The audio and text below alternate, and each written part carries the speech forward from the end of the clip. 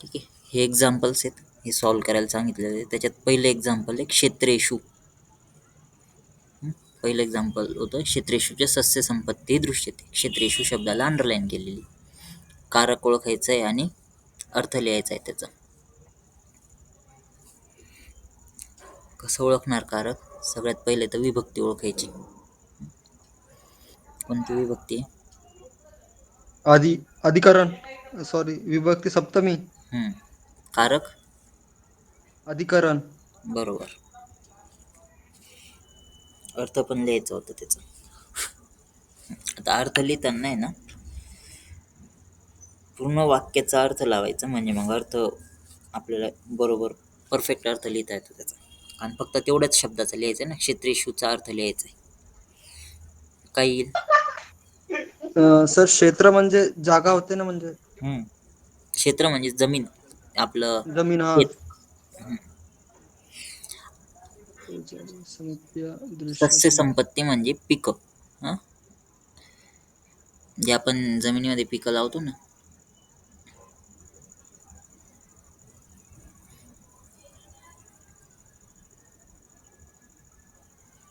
शेतामध्ये सस्य संपत्ती म्हणजे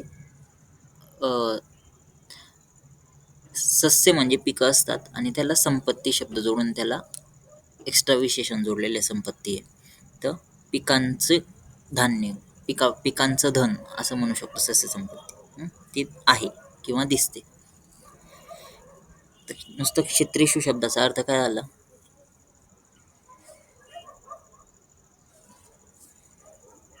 आता जेव्हा सप्तमी विभक्ती असते ना, मी तुम्हाला 2 हे सांगितले ते बघा, 2 प्रत्यय लावायचे, मध्ये आणि वर.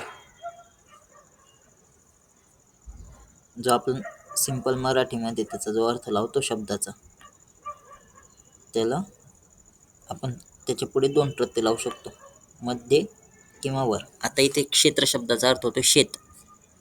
तिथे 2 प्रत्यय जर का आपण हे मध्ये आणि वर प्रत्यय जर का घेतला, तर एक होईल शेतामध्ये आणि एक होईल शेतावर. तर क्षेत्रेषु या शब्दाचा अर्थ काय बनेल?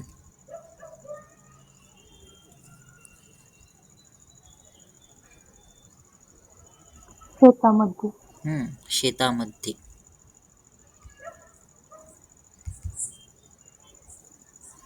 शेतामध्ये एवढाच अर्थ लिहायचा आहे तुम्हाला. कारक लिहायचं, अधिकरण कारक, आणि अर्थ काय येईल?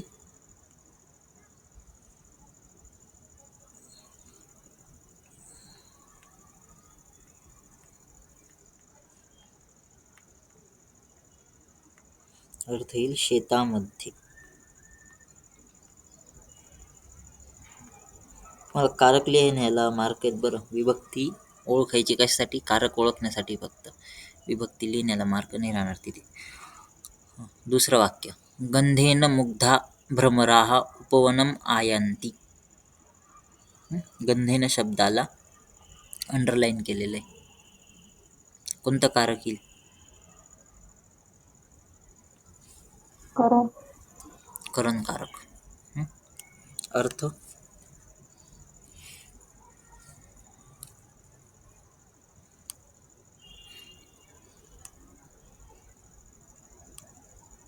करण कारक कशावरून सांगितलं? तृतीय विभक्ती.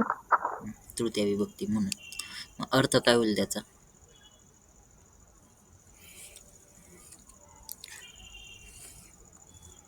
तृतीयाचा मी एक प्रत्यय पण एक आणखी तृतीयाचा मराठी प्रत्यय काय होता? ने. मराठीत ज्यावेळेस आपण त्याचं ट्रान्सलेशन करतो, तर जो पण शब्द आहे त्याला ने प्रत्यय लागतो. जसं आपलं एक वाक्य होतं, बालकः कंदुकेन क्रीडती. बालक चेंडूने खेळतो. चेंडू शब्दाला ने प्रत्यय लागला मराठीत, चेंडूने. तसंच रामः बाणेन हन्ति. राम बाणाने मारतो. तर त्यावेळेस बाण शब्दाला ने प्रत्यय लागला, बाणाने. मराठीमध्ये ज्यावेळेस ट्रान्सलेट करतो त्यावेळेस इथे काय प्रत्यय लागेल? मग इथे अर्थ काय होईल गंधेनाचा?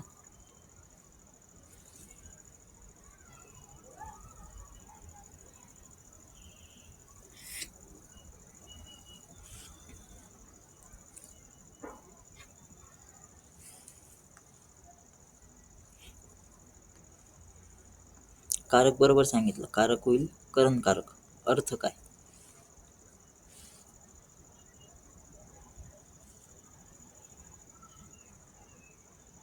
वास असं होऊ शकतं का? वास. वासाने. गंध शब्द मराठीमध्ये पण गंध म्हणून पण घेऊ शकतो ना आपण direct as it is.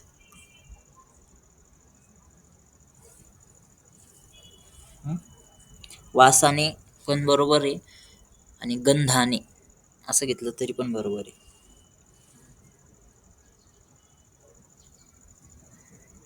Okay.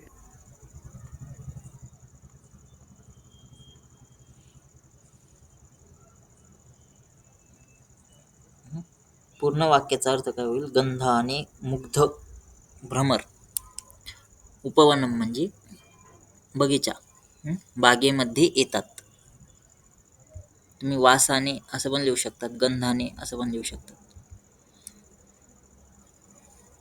ठीक आहे. पुढचं होतं मंजरीभ्यः फलानि उद्भवन्ति.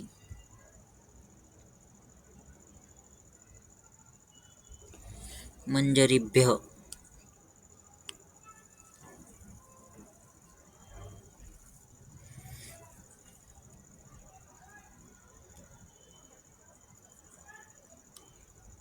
विभक्ती.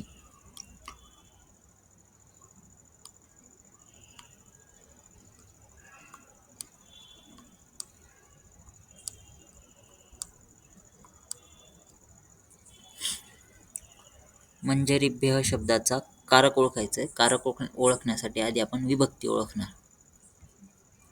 काय येईल विभक्ती? चतुर्थी.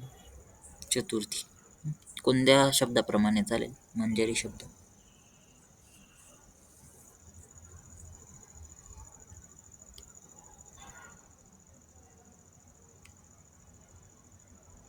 सर पंचमी पण येऊ शकते ना? मग आता इथे चतुर्थी येईल का पंचमी येईल? मंजरीभ्य नुसतं तेवढ्या शब्दाचं चतुर्थी हे पण बरोबर उत्तर आहे, पंचमी हे पण बरोबर उत्तर आहे. कारण की बहुवचन चतुर्थी पंचमीचं सारखंच येतं. तृतीया चतुर्थी पंचमी बहुवचन सारखंच राहणार आहे मंजरीभ्य. आता इथे कोणतं आहे? पंचमी आहे, चतुर्थी आहे का तृतीय आहे? कसं कन्फर्म कसं करणार? एक हिंट आहे तिथे कन्फर्म करण्यासाठी.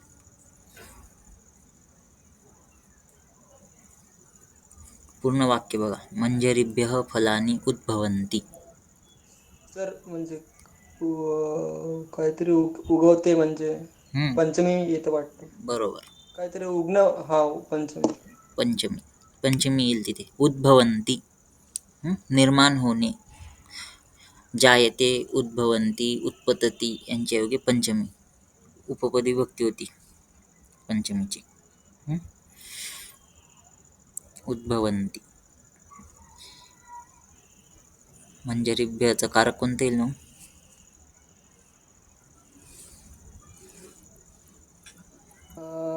कारक अपादान कारक आणि बहुवचन मध्ये मरीची भया.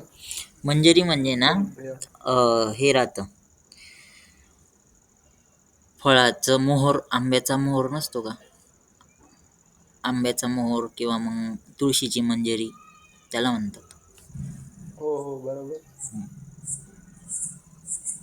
ॲज इट इज मंजरी शब्द मराठीमध्ये पण घेतलं तरी चालेल किंवा मोहर असं म्हटलं तरी पण चालेल.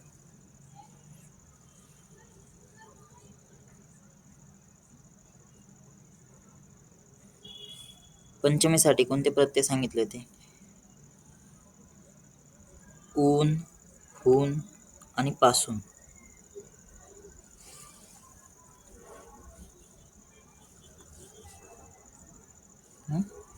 ऊन, हून आणि पासून. तर याच्यात मूळ शब्द मंजरी आहे.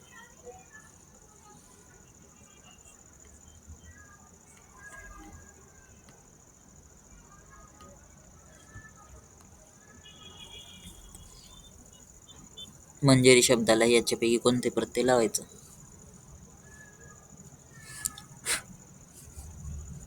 काय येईल त्याचा अर्थ?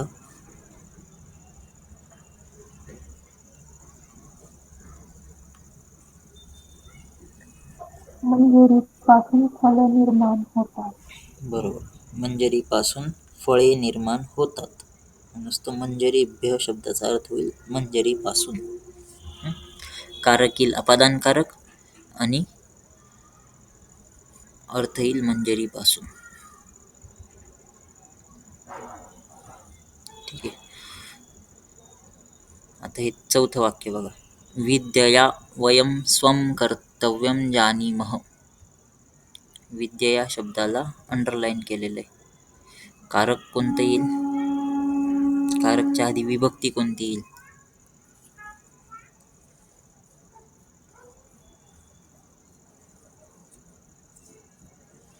विद्यया.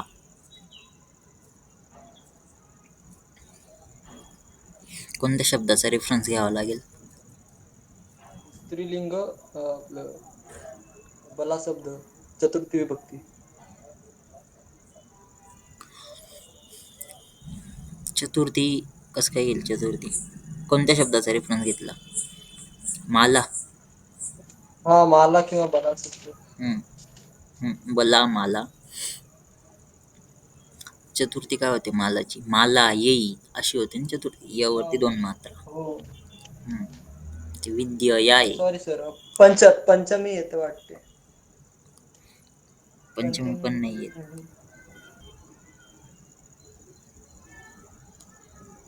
पंचमीमध्ये माला या हा येतो. मालया. मालया. विद्यया. कोणती विभक्ती? सर तृतीय. तृतीया. बरोबर. तृतीया. कारक? करणकारक. करणकारक. अर्थ?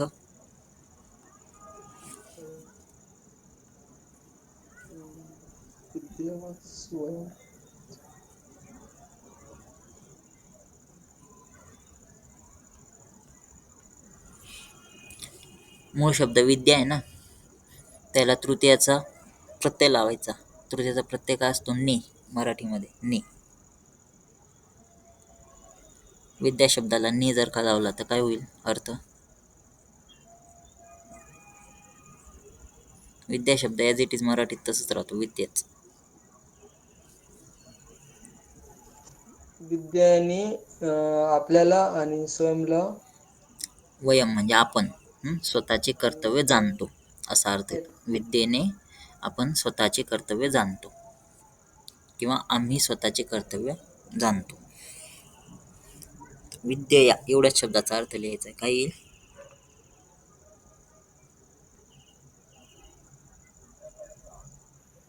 विद्येने. विद्येने.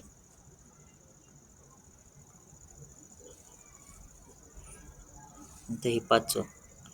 विद्या मानवस्य दिक्षु कीर्ती विस्तारयति.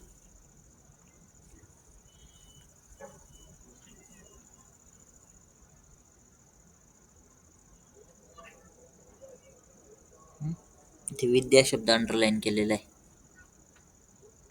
विद्या मानवस्य दिक्षु कीर्ती विस्तारयति. अंडरलाईन केलेला शब्द कारक कसं ओळखणार? आधी त्याची विभक्ती ओळखावी लागेल. कोणती विभक्ती आहे?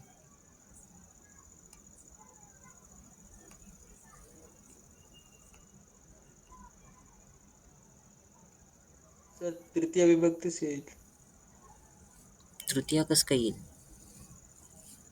विद्या तृतीयावरती दिलेली ना विद्यया. इथे सिंपल विद्या शब्द आहे.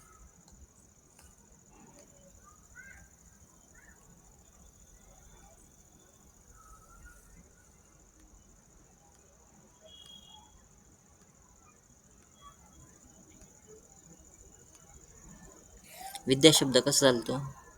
विद्या विद्ये विद्याः प्रथमा.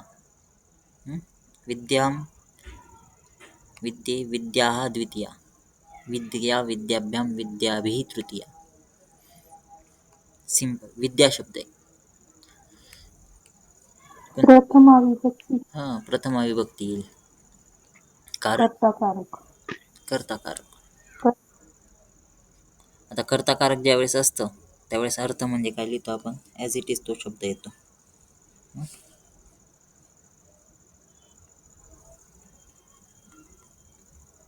कर्ताकारक आणि अर्थ ॲज इट इज राहणार तो शब्द. विद्या, पूर्ण वाक्याचा अर्थ काय होतो, विद्या मानवाची दिक्षु. दिक्षु म्हणजे ना एक प्रकारे आपण प्रसिद्धी म्हणू शकतो. किंवा दिक्षु म्हणजे ज्ञान म्हणू शकतो. विद्या मानवाचं ज्ञान आणि कीर्ती विस्तार येते, म्हणजे विस्तार करते. विद्या मानवस्य दिक्षु कीर्ती विस्तार येते. नंतर पुढचं बघा, विद्या धनम एव जगती श्रेष्ठ धनम. जगती शब्दाला अंडरलाईन केलेले. जगती शब्दाची विभक्ती, त्याच्यासाठी तुम्हाला तकारांत शब्द माहिती पाहिजे. कोणती विभक्ती येणार? आता ठीक आहे, तुम्हाला नाही तकारांत माहिती, शब्द कसा चालतो तकारांत शब्द, मग विभक्ती नाही ओळखता येते. दुसरा पण आणखीन एक त्या ठिकाणी हे ओळखण्यासाठी उपपद विभक्तीचा आधार आहे.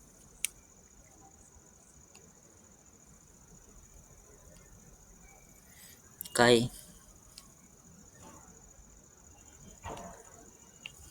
कुठे हिंट भेटते का पूर्ण वाक्यात ते शोधायचं.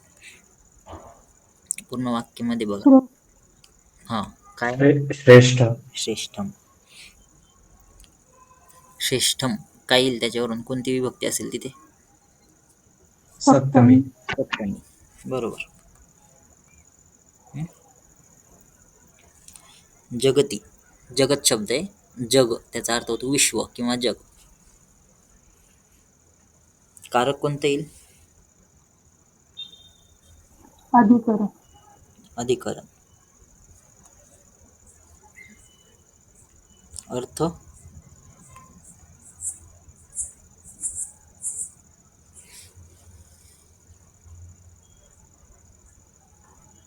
अर्थ काय येणार?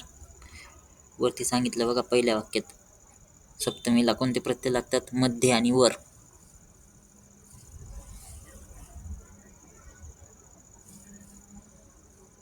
जगतीचा अर्थ काय येईल?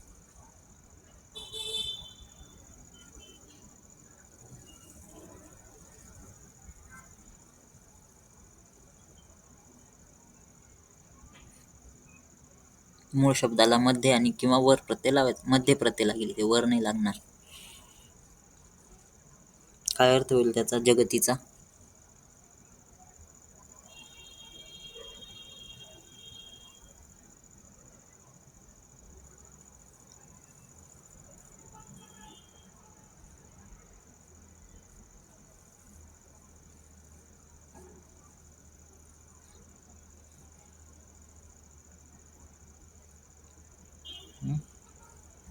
काय अर्थ होईल? मराठीमध्ये शब्द होतो जग. जग किंवा विश्व शब्द. जगामध्ये, बरोबर, जगामध्ये.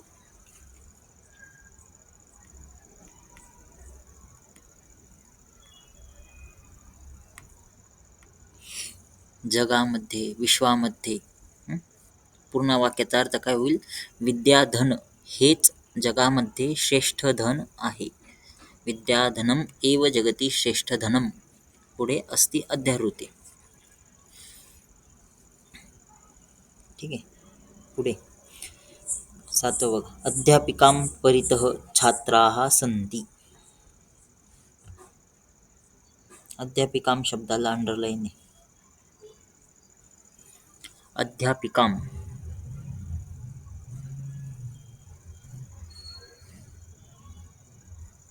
द्वितीय विभक्ती. द्वितीया. कारक कर्मकारक. कर्मकारक. आता याचा अर्थ कसा लावणार? जो वाक्याचा अर्थ आहे ना, तो वाक्याचा अर्थ लावायचा आणि त्याच्यावरून मग त्याचा अर्थ लिहायचा.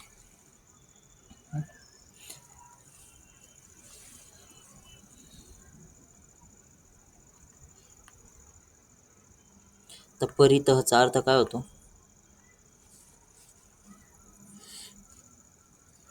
परितः म्हणजे आजूबाजूला ना. पूर्ण वाक्याचा अर्थ कसा होईल मग? अध्यापिका म्हणजे शिक्षिका किंवा अध्यापिका शब्द आपण मराठीत पण वापरतो. किंवा शिक्षिकेच्या आजूबाजूला छात्र आहेत किंवा अध्यापिकेच्या आजूबाजूला छात्र आहेत. नुसता अध्यापिका शब्दाचा अध्यापिकाम शब्दाचा अर्थ काय झाला मग? अध्यापिकेच्या. आता ज्यावेळेस आपण कर्मकारक लिहितो ना किंवा द्वितीयाचा अर्थ लावतो ना, तर आपल्याला वाक्यानुसार अर्थ लावावा लागतो. काही काही वेळेस डायरेक्ट आपण प्रत्ययानुसार जर का गेलो तर मग आपल्याला योग्य तो अर्थ नाही भेटत. जसं आता इथे झालं. इथे जर का आपण प्रत्ययानुसार गेलो असतो की कर्ताने कर्माला हे प्रत्यय आणि मग केलं असतं तर मग अध्यापिकेला असा अर्थ झाला असता. आणि तो इथे अपेक्षित नाही, तो अर्थ नाही होत वाक्यात. म्हणून मग पूर्ण वाक्याचा अर्थ बघायचा. पूर्ण वाक्यामध्ये आता परितः शब्द आलेला आहे त्याच्यामुळे अध्यापिकांचा अर्थ तिथे अध्यापिकेच्या आजूबाजूला असा होणार आहे. परितःमुळे आजूबाजूला असं असल्यामुळे त्यावेळेस पूर्ण वाक्याचा अर्थ बघायचा आणि तेवढ्या शब्दाचा मग अर्थ लिहायचा.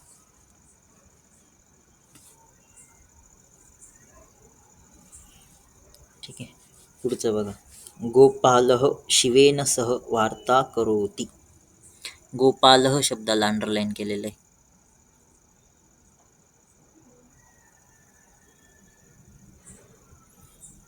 गोपालः कोणता कारक येईल?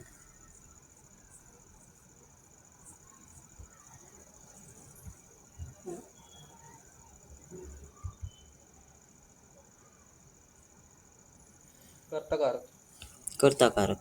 कशावरून ओळखलं? गोपाल आपलं बहुवचन विसर्ग.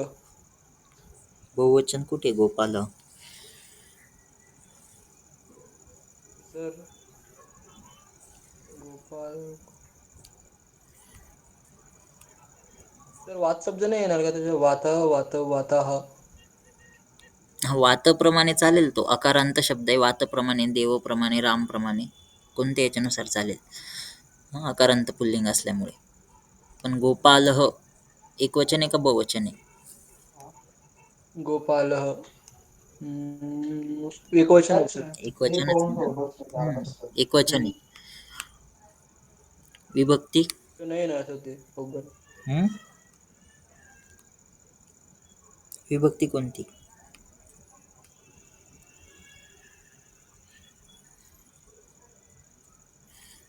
गोपालः शब्दाची विभक्ती कोणती? कर्ताकारक ओळखलं, बरोबर आहे, कर्ताकारकच आहे त्याचं. फक्त कर्ताकारक आहे ना सर? हा, कर्ताकारक आहे. प्रथमा. हा, विभक्ती प्रथमा विभक्ती. कर्ताकारकच येतो, फक्त आपल्याला कशाच्या बेसिसवर ओळखलं ते विचारत होतो. विभक्ती प्रथमा विभक्ती. आता गोपालचा अर्थ काय होणार? करता येतं, कर्त्याला आपण ॲज इट इज लिहितो. गोपाल. तेच जर काही ते गोपालच्या जागी शिवेन शब्दाला अंडरलाईन केलं असतं तर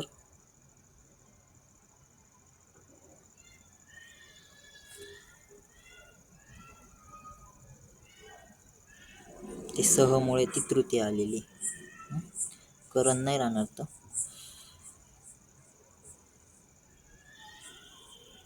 ठीक आहे, पुढे. सा गृहकर्मणे निपुणः अस्ति. गृहकर्मणे शब्दाला अंडरलाईन केलेलं आहे.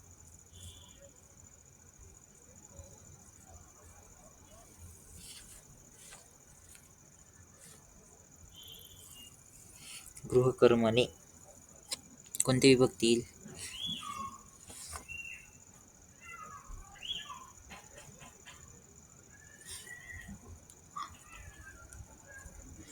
एक. आता याचा मूळ शब्द आहे कर्मन. अन्नंत शब्द येतो. कर्मन शब्द नाही माहिती, समजून घ्या, नाही माहिती अनंत शब्द कसा चालतो. दुसरी एंट आहे तिथे ओळखण्यासाठी, कोणती विभक्ती असेल. काय तिथे आणखीन? निपुण, निपुण शब्द आहे. कोणती विभक्ती येते? निपुण, कुशल, शौंड, चतुर यांच्या योगी कोणती विभक्ती येते?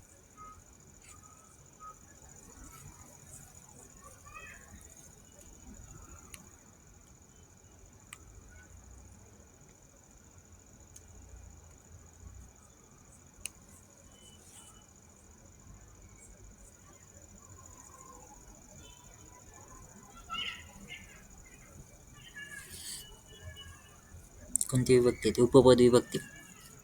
उपपद विभक्तीचे नियम: शौंड, कुशल, चतुर, निष्णात, निपुण या सगळे शब्द एकाच अर्थाचे. यांच्या योगी कोणती विभक्ती येते? सप्तमी येते. बरोबर. सप्तमी. एक आणखीन सप्तमी ओळखायची कशी? तर जे शब्द असतात ना त्यांना ए लागलेला असतो. जसं देव शब्दाची सप्तमी देवे. नंतर राम शब्दाची सप्तमी रामे. अकारांत, मोस्टली अकारांत जे असतात ते रामे. कर्मणची कर्मणे. कवीची, कवीमध्ये कवऊ येतं. मोस्टली ए लागलेला असतो अकारांत जर का राहिले किंवा अनंत राहिले तर. राजा राहिलं तर राजा शब्दाचे ते राजन शब्दाचे ते राजने.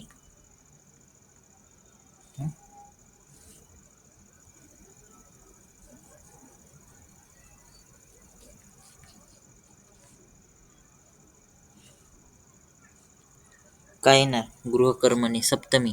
कारक कोणतं येणार? अधिकरण, अधिकरण कारक. अर्थ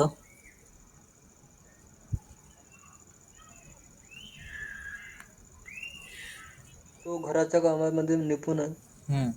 घरकामामध्ये. तो नाही आहे तिथे, सा आहे. हा, ते सा म्हणजे ती. सह राहिलं असतं तर तो.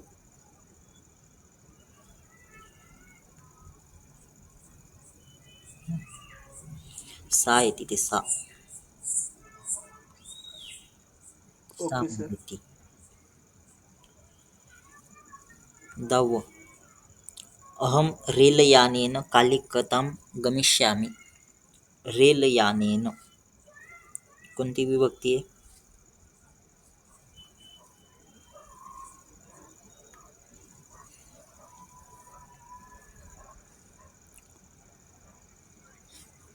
रेलयानेन.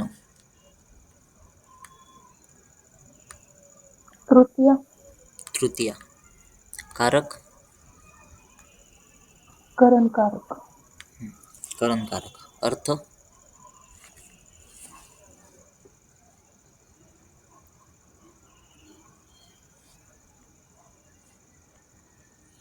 तर रेल्वेसाठी मराठी शब्द काय?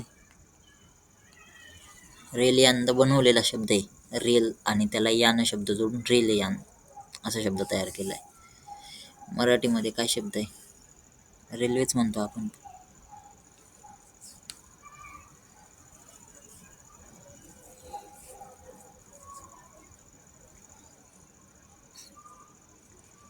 रेल्वेच शब्द आहे मराठीमध्ये. सर रणगाडी आहे का? रणगाडी नाही. रणगाडी शब्द तो याच्यासाठी झाला, टँकर. टँक असतो का तो युद्धामध्ये वापरला जाणारा, त्याला म्हणतो आपण रणगाडा. एक तर रेल्वे गाडी किंवा रेल्वे तोच शब्द आहे. रेल्वे शब्दाला ने प्रत्यय लावायचा. काही मी रेलाने कलकत्ता जातो. रेल्वेने. रेल्वेने.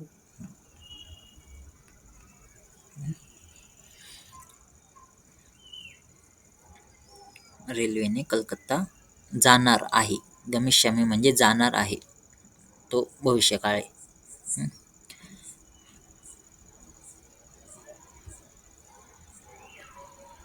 ठीक आहे. 11वा बघा, भोजनाय. कोणती विभक्ती? चतुर्थी. कारक. संप्रदान. संप्रदानकारक. अर्थ काय येईल चतुर्थीसाठी? प्रत्यय लागतो साठी. चतुर्थीमध्ये प्रत्यय लागतो च्यासाठी.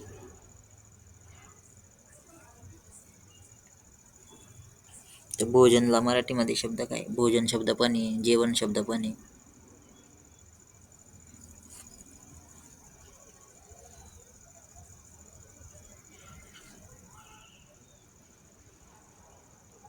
काय अर्थ येईल याचा?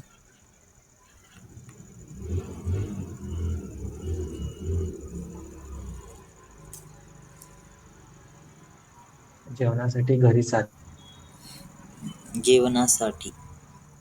ते उपहारगृह म्हणजे हॉटेलला उपहारगृह असं नाव आहे बरं ते, किंवा नाश्ता सेंटरला म्हणतो आपण उपहारगृह मराठीमध्ये, पण उपहारगृह म्हणतात.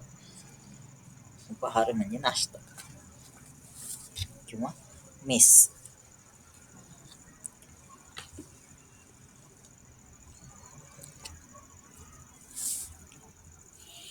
बारावं बघा, वृक्षात.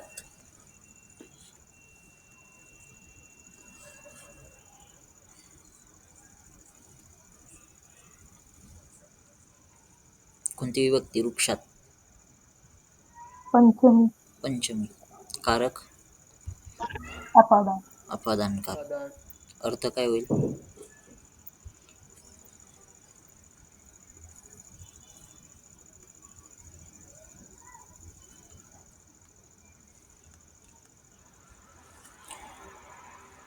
वृक्षातचा अर्थ काय होईल?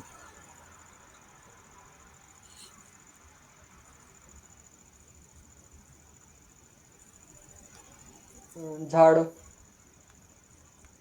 वृक्ष म्हणजे झाड. त्याला प्रत्यय काय लागेल पंचमीसाठी? मराठीत काय प्रत्यय लागणार? अर्थ लावायला. वरून, पासून किंवा वरून.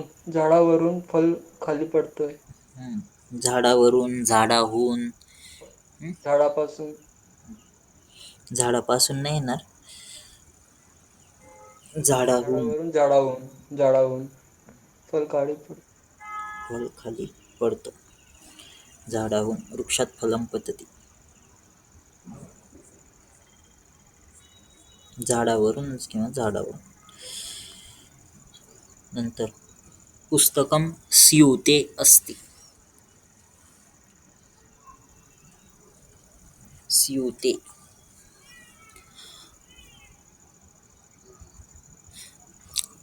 आता मूळ शब्द काय त्याचा? अकारांत शब्द येतो स्यूत. स्यूत म्हणजे पिशवी, थैली किंवा पिशवी.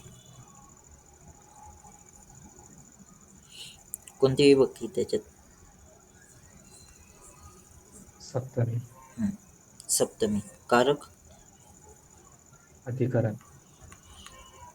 अधिकरणकारक. अर्थ काय येईल त्याचा?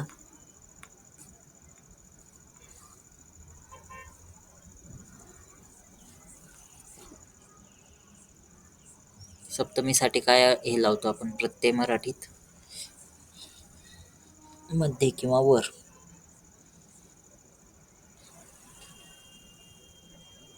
मध्ये प्रत्यय लागेल.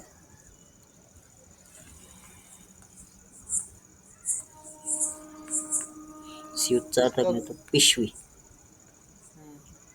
स्यूते शब्दाचा अर्थ ना पुस्तक. स्यूत म्हणजे पिशवी. तर स्यूते याचा अर्थ काय होईल? पिशवीमध्ये. पिशवीमध्ये.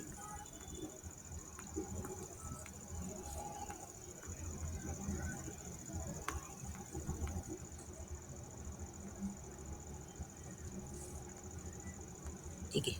पुढे शुकः दाडिमाय स्पृह्यति. दाडिमाय कोणती विभक्ती? चतुर्थी.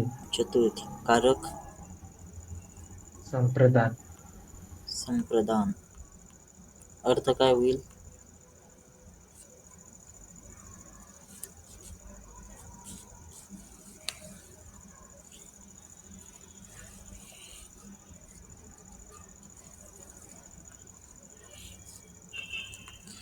तर इथे काय अर्थ होईल माहिती का? स्पृह्यते ना, म्हणजे इच्छा करतो. पोपट दाडिमाची इच्छा करतो.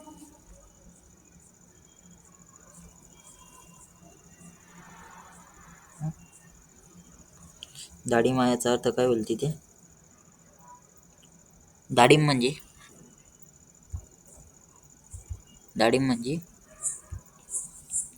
डाळिंब. डाळिंबला म्हणतात दाडिम. संस्कृत शब्द आहे दाडिम, डाळिंबसाठी.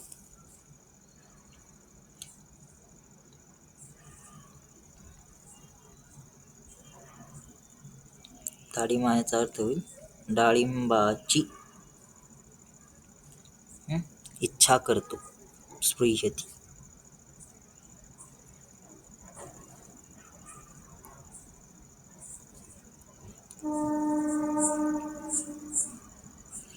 किंवा डाळिंबाला असं पण करतो. पुढे राकेशः हस्तेन लिखति.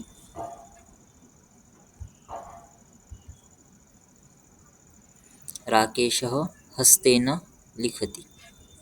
हस्तेन शब्दाला अंडरलाईन केलेलं आहे. काही तृतीया. तृतीय.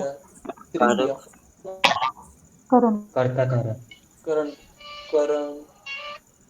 कर्ताकारक. कर्ताकारक कसं काय येईल?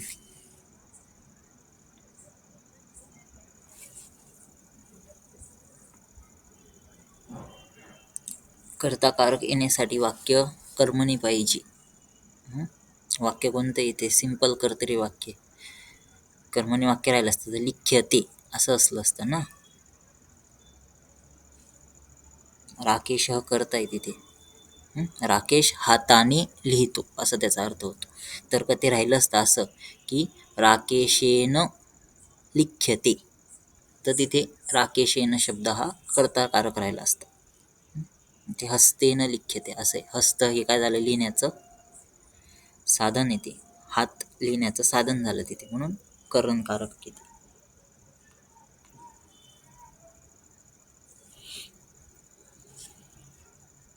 अर्थ काय होईल त्याचा? राकेश हाताने लिहितो. राकेश हाताने लिहितो. हाताने.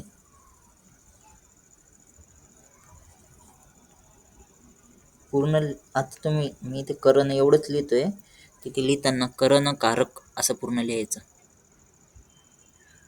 ठीक आहे. कळाले? हे कसं कारक कसं ओळखायचं आणि त्याचा अर्थ कसा लिहायचा आहे हे कळालं? सॉल्व केले ते हे एक्झाम्पल सगळ्यांनी. सगळे नसतील आले, पण जेवढे आले तेवढे सॉल्व करायचे होते. तुम्हाला एक सांगितलं होतं बघा, 2025 जी रिसेंटली झालेली युनिव्हर्सिटी, त्याच्यामध्ये वाक्य आलेलं होतं याचं, कर्मणी वाक्य आलेलं होतं आणि तृतीय विभक्तीच्या शब्दाला अंडरलाईन केलेलं होतं. बघितलं का ते वाक्य तुम्ही? किंवा तो क्वेश्चन पेपर बघितला का?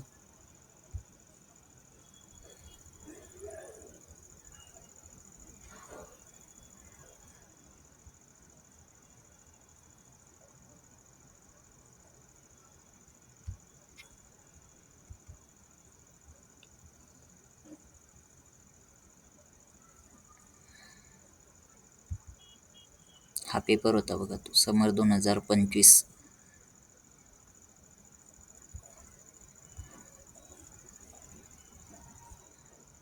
हा वाला पेपर होता. आणि इथे बघा हे वाक्य होतं ते, त्वया पुत्रोऽयं नकुलात् रक्षणीय. आणि तिथे त्वया शब्दाला अंडरलाईन केलेलं आहे. त्वया. कोणती विभक्ती? त्वया.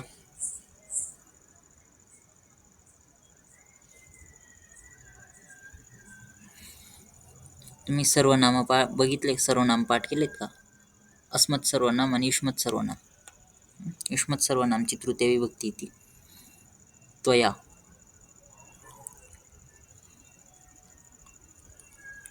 त्वं युवां यूयं प्रथमा, त्वां त्वा युवां वां युष्मान्वः द्वितीया, त्वया युवाभ्यां युष्माभिः तृतीया.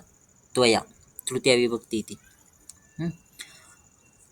आता तो वाक्य जर का बघणार, वाक्य कर्मणी आहे हे कशावरून कळतं, तर तिथे रक्षणीय प्रत्यय लागलेला आहे. नकुलात रक्षणीय. त्वया अयं पुत्रः नकुलात रक्षणीय असं येते वाक्य पूर्ण. तर रक्षणीय हा जो अनियर प्रत्यय लागतो ना, तर अनियर प्रत्यय हा कर्मणी वाक्यामध्ये लागतो. ज्यावेळेस प्रत्यय प्रकरण शिकणार त्यावेळेस अनियर प्रत्यय लागतात. तर अनियर प्रत्यय ज्यावेळेस लागतो तो कर्मणी विध्यर्थक कृदंत तयार करतो. तो कृदंत आहे तिथे. रक्षणीय म्हणजे कर्मणी विध्यर्थक कृदंत आहे. कर्मणी त्याच्यावरून कळतं की वाक्य कर्मणी आहे. आणि दुसरं त्वया तृतीय आहे. आता कर्मणी वाक्यामध्ये जर का तृतीयाचा शब्द असेल तर तो तृतीयाचा शब्द काय असतं कर्मणी वाक्यात, किंवा कोणता कारक तृतीयामध्ये असतं?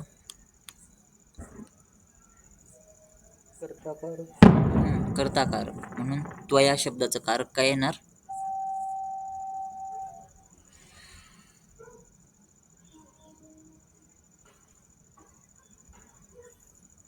हे इथे जे त्वया आहे, त्वया पुत्रोयम नकुलात रक्षणीय, हा जो त्वया शब्द अंडरलाईन केलेला आहे त्याचं कारक काय राहील मग? करणकारक. करण कसं काय? एवढंच सांगितलं ना, कर्मणी वाक्य येते. कर्ताकारक. कर्ता कारक राहील.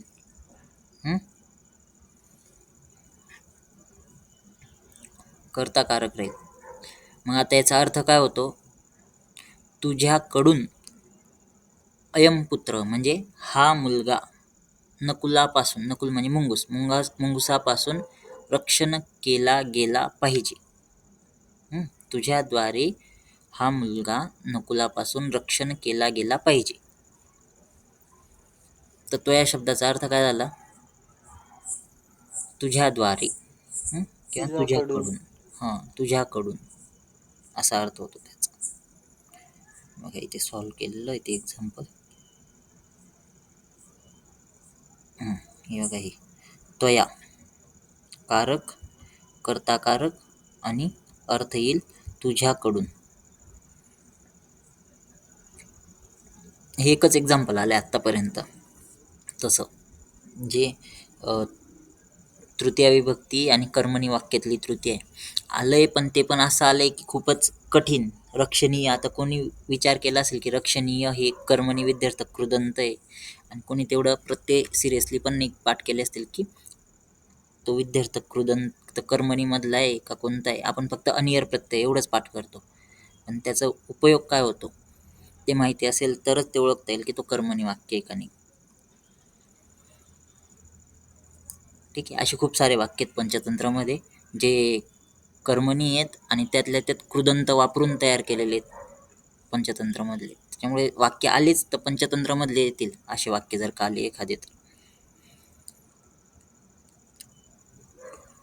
ठीक आहे. त्याच्यावरती क्वेश्चन कसा येतो?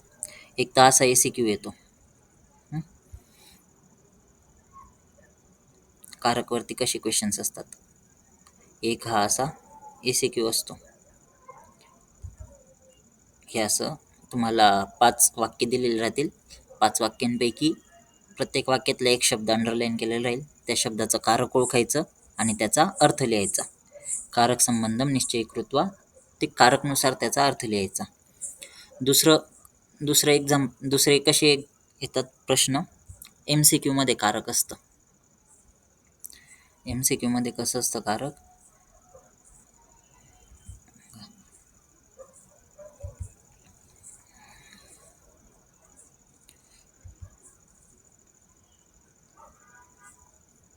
आता हे MCQ आहे. याच्यामध्ये हा MCQ कारकचा MCQ बघा. आधारः कतिधा, किती आधार आहेत एकूण?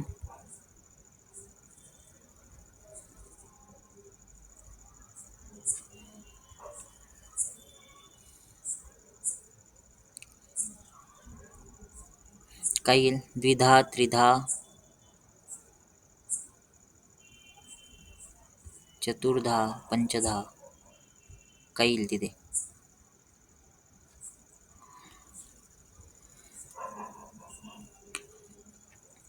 मला अधिकरण कारक ज्यावेळेस शिकवलं त्यावेळेस सांगितलं होतं बघा. आधारो अधिकरणम, आधारस त्रिधा, औपशेषिक, वैषयिक आणि अभिव्यापक.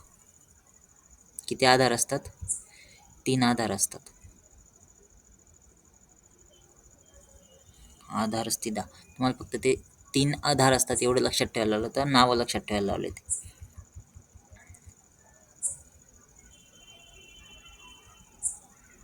हे बघा इथे 10. पर्वतात शिला निपतती अस्मिन् वाक्ये अधोरेखितस्य पदस्य कारकं किम. आता इथे अधोरेखित पद हे पर्वतात ते कोणतं कारक येईल त्याचं?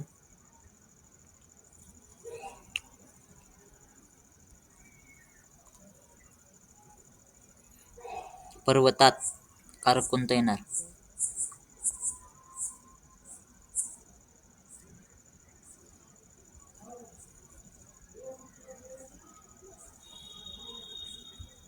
अपादान. अपादान. अपादान कारक येईल. पंचमी विभक्ती ना. पर्वतात शिला निपतती, पण अपादान कारक. तर इथे बघा 12. वैद्य रुग्णाय औषधं ददाति अस्मिन् वाक्ये अधोरेखितस्य पदस्य कारकं किम. काय येईल? संप्रदान.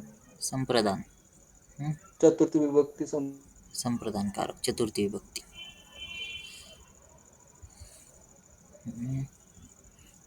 17 बघा. कर्तुः क्रियया आप्तुम् इष्टतमं कारकं किम. कोणतं कारक असतं?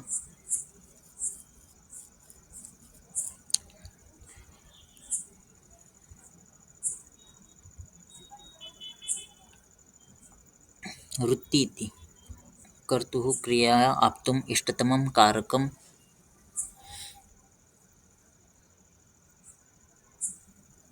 कोणतं असतं? कर्ता क्रियेद्वारे ज्या गोष्टीला संप्रदान. संप्रदान नाहीये. संप्रदानची तर वृत्ती ती ही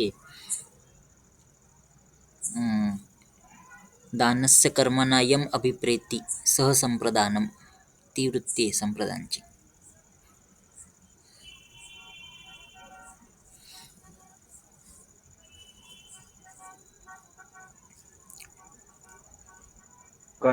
कर्मकारक येते.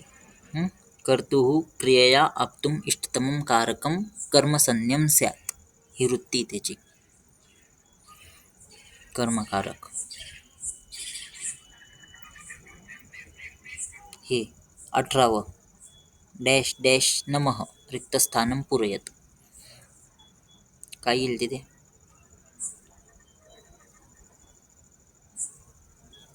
कोणती विभक्ती येईल नमः योगे? चतुर्थी. आता धन्वंतरी शब्दाची चतुर्थी काय होते? ऑप्शन बी बरोबर. ऑप्शन बी. धन्वंतरये. असे क्वेश्चन येतात तुम्हाला. एकतर MCQ मध्ये ना तुम्हाला जे सूत्र आहेत, सूत्र आणि वृत्ती त्याच्यावरचे क्वेश्चन राहतील, उपपद विभक्तीचे क्वेश्चन राहतील, किंवा मग याचे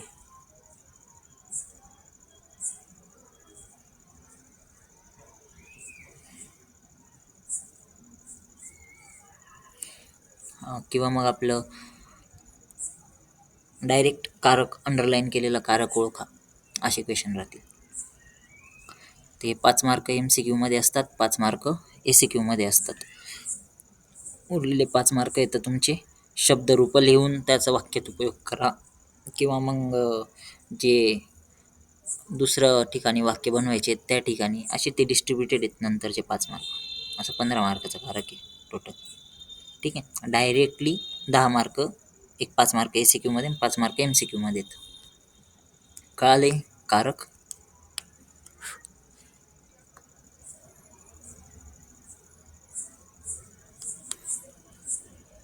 ओळखता येईल आता